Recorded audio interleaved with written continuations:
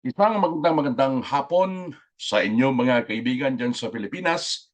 Isang magandang umaga po dito sa London at sa iba pang mga lugar na kinaroroonan ng ating mga kababayan. Nagmamadali tayo dahil may isang magandang balita mga kaibigan. Ito po yung idineklara ng Supreme Court, Korte Suprema ng Pilipinas mga kaibigan, na unconstitutional yun po naman mga articles of impeachment na inihain laban po kay Vice President Sara Duterte.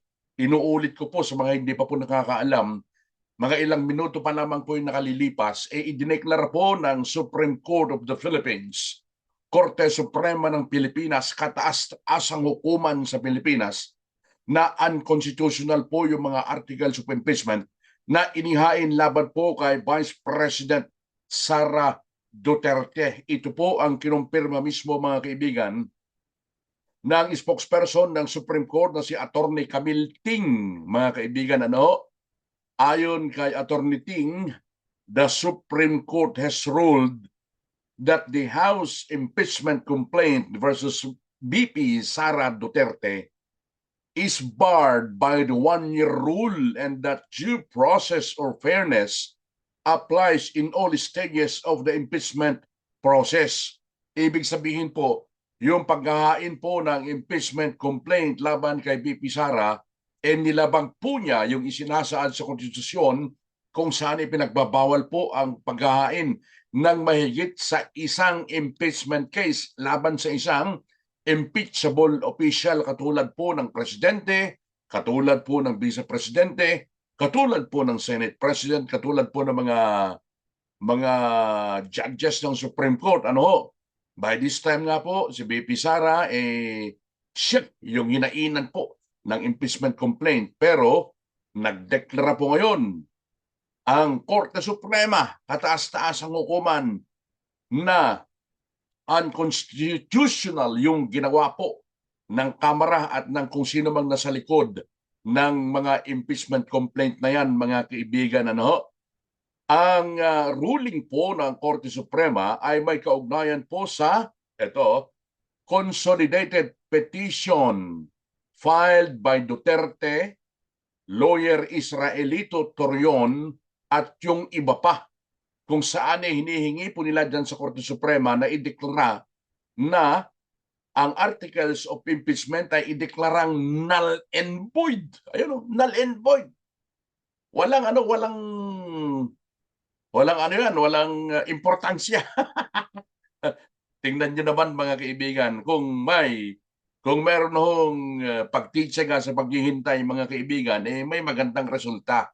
So ito yung inaabangan natin, at least mga kaibigan, kataas-taas ang hukuman yung nagdesisyon, pumanig sa katotohanan.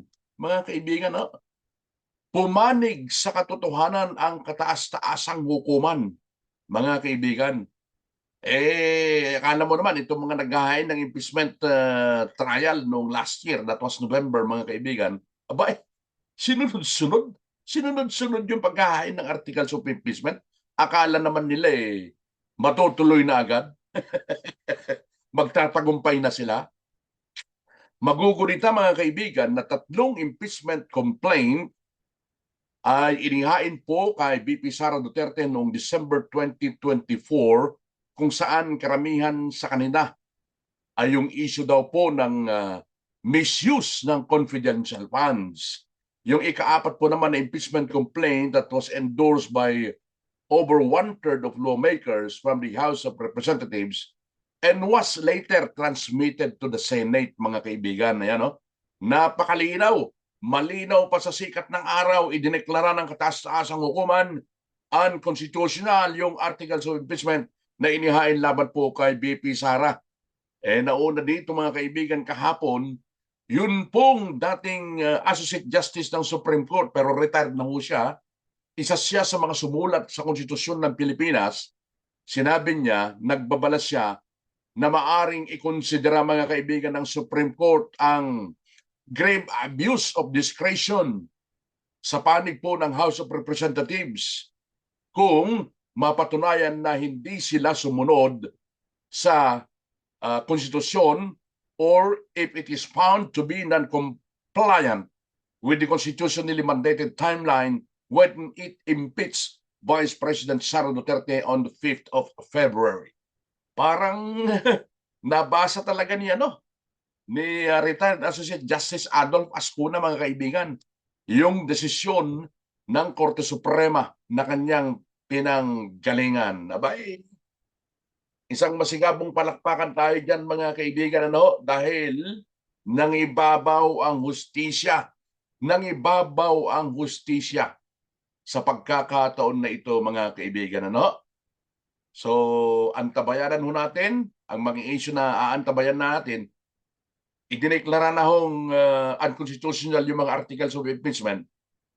Ano ngayon ang gagawin ng Senado na naghahanda na rin ngayon doon sa impeachment trial?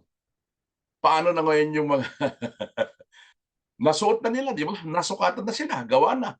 Yung kanilang mga robe as jurors o judges dyan po naman sa impeachment trial. Ano ang gagawin ng Senado ngayon?